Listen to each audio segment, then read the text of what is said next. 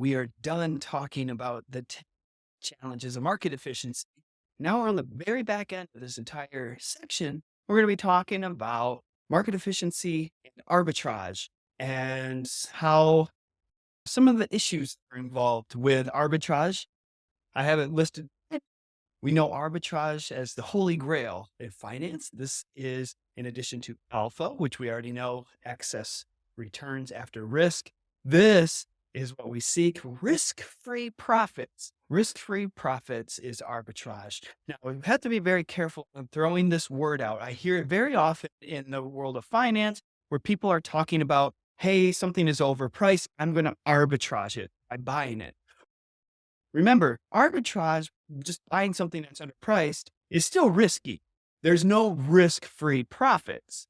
So just be careful using the term. Make sure that there is zero risk in whatever you're talking about. So for instance, when in the state of Indiana, where I live, when it became legal to gamble on sports, there were many of the sites promoting free bets, giving away a lot of bonus bets and different things like that to get people to bring in money and essentially try to addict them to these sports betting. So what I ended up doing is I found if you could take the free bets and then use another app to hedge it and did it precisely to the penny, you could guarantee a profit.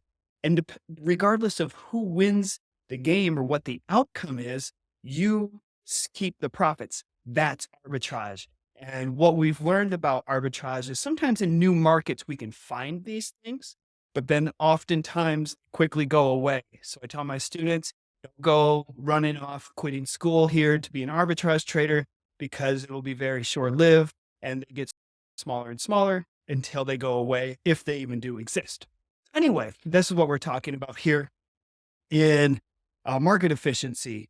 If pricing errors exist, smart money can actually come in and exploit this through arbitrage trades until the mispricing goes away.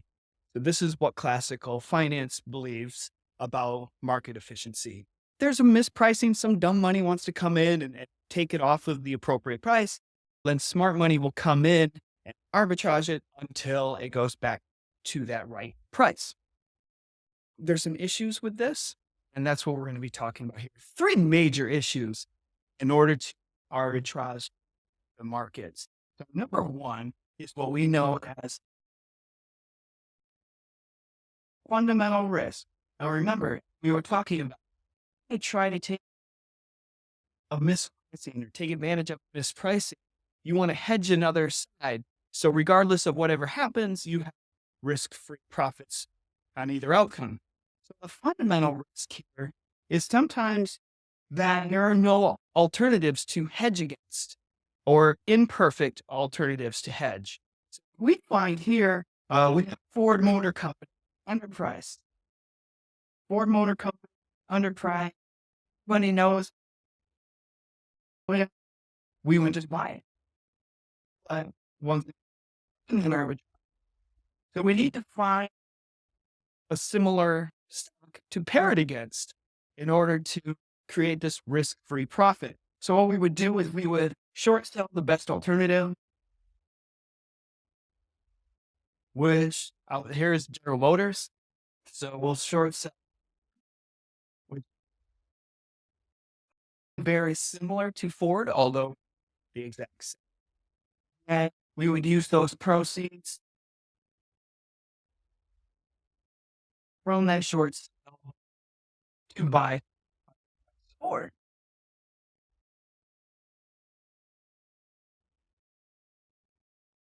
Buy Ford. And what ends up here is once Ford goes, then you would instantly sell Ford, buy back GM, and they're supposed to even have, and the way you're protected here is if Ford goes down by more, your short, this is acting the same way, it's going to go down as well. So your short sell and your long position simply pair themselves off. That's how you are hedged. However, with this fundamental risk, we have to assume that they're going to act perfectly the same. We know, yeah, this is very close, but it's not a perfect alternative. So there's a little exposure there. Furthermore, if something happens to Ford, the only Ford, they, they get a bad CEO, or if they have a labor strike that is only Ford related, this could throw the whole thing off and would have more risk. This is what we're talking about. Fundamental stock risk when we're trying to implement this because there's no perfect alternatives.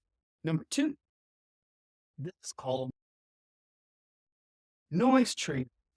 And I always had a hard time explaining noise trading risk and pulls until recently.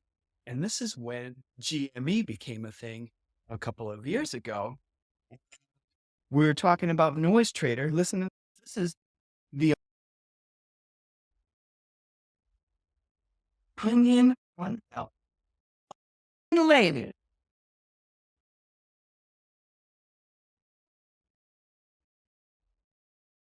unrelated to fundamental information. Opinion on a fund.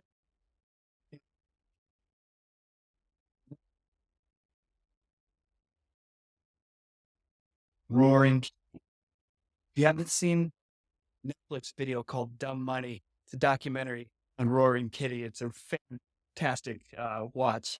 But it goes into this noise. The opinion on so the whole premise here is that Roaring Kitty was on YouTube talking this games.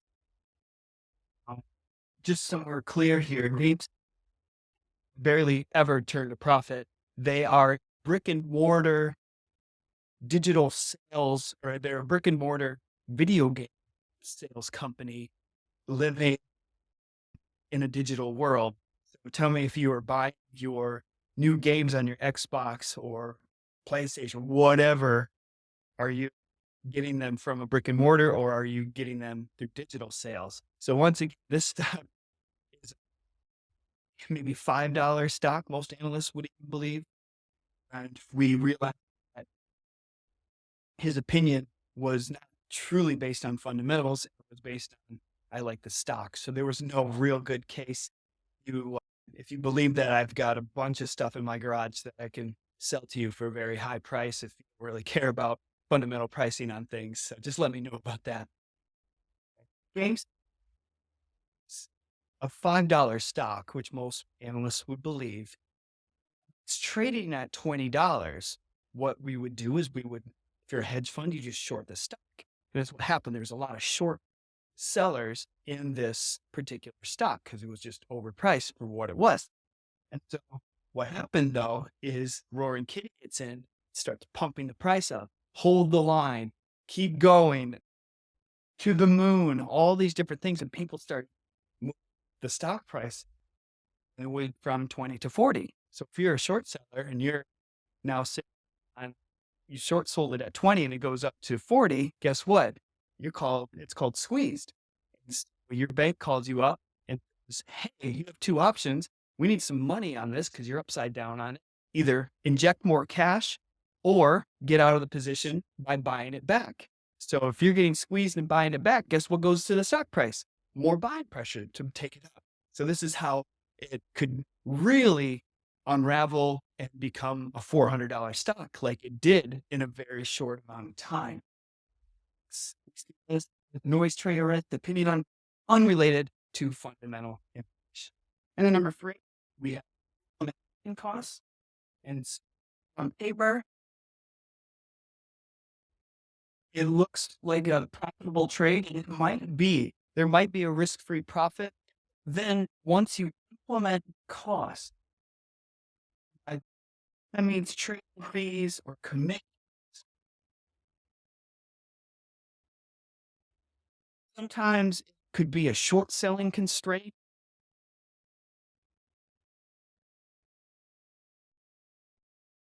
Short selling constraint. Obviously, some of these examples we use, we believe that you can just get money for free and short sell something before with no collateral or no margin needed. And that's not the case. So sometimes these can get in the way, and then also